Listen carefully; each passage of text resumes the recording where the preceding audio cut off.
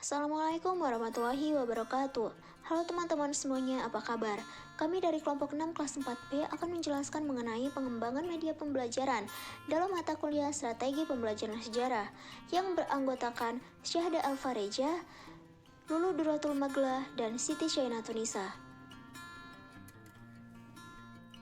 Apa itu media pembelajaran? Media pembelajaran adalah alat yang dapat membantu proses belajar mengajar dan berfungsi untuk memperjelas makna pesan yang disampaikan, sehingga dapat mencapai tujuan pendidikan atau pembelajaran dengan efektif dan juga efisien. Fungsi dari media pembelajaran yaitu ada fungsi atensi, yaitu menarik dan mengarahkan perhatian siswa untuk berkonsentrasi kepada isi pelajaran yang berkaitan dengan makna visual yang ditampilkan atau menyertai teks materi pelajaran. Yang kedua ada fungsi afektif, yaitu terlihat dari tingkat kenikmatan siswa ketika belajar atau membaca teks yang bergambar.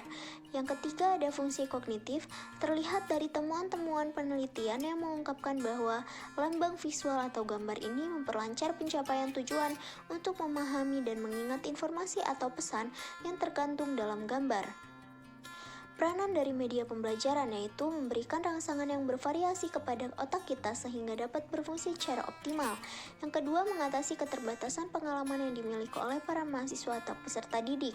Yang ketiga, media dapat melampaui batas ruang kelas karena banyak hal yang tak mungkin untuk dialami secara langsung di dalam kelas oleh siswa. Yang keempat, memungkinkan adanya interaksi langsung antara mahasiswa dan lingkungannya. Yang kelima, memiliki keseragaman pengamatan.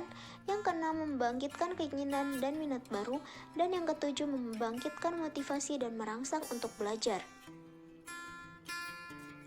Kegunaan dari media pembelajaran yaitu memperjelas pesan agar tidak terlalu verbalistis, mengatasi keterbatasan ruang, waktu, tenaga, dan daya indera, menimbulkan gairah belajar, interaksi lebih langsung antara murid dengan sumber belajar, memungkinkan anak belajar mandiri sesuai dengan bakat dan kemampuan visual, auditori, dan kinestetiknya, dan memberikan rangsangan yang sama, mempersamakan pengalaman dan menimbulkan persepsi yang sama. Selanjutnya ada kontribusinya, yaitu penyampaian pesan pembelajaran dapat lebih terstandar, pembelajaran dapat lebih menarik, pembelajaran menjadi lebih interaktif dengan menerapkan teori belajar, waktu pelaksanaan pembelajaran dapat diperpendek, kualitas pembelajaran dapat ditingkatkan.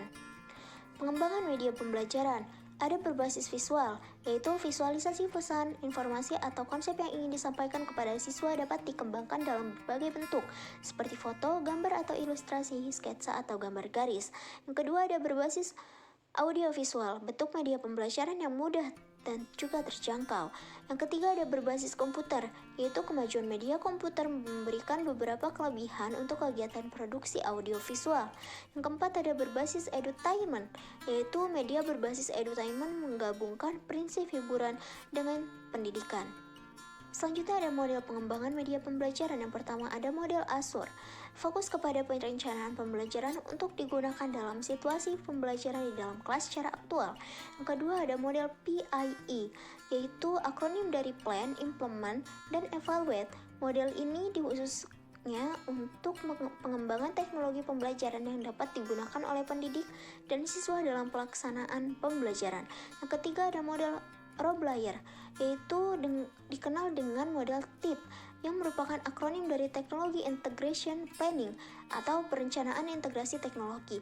Yang keempat ada model Hanafin and Peck, model desain pengembangan pembelajaran yang terdiri dari pada tiga fase, yaitu fase penilaian kebutuhan, fase desain, dan fase pengembangan dan implementasi. Ini menurut Hanafin dan Peck pada tahun 1988. Terima kasih telah menonton video ini, semoga bermanfaat. Sampai jumpa di lain kesempatan. Dan jangan lupa untuk like, comment, share, dan subscribe. Dan jangan lupa juga untuk menyaksikan presentasi dari kelompok 6 di mata kuliah Strategi Pembelajaran. Dan sampai jumpa lagi.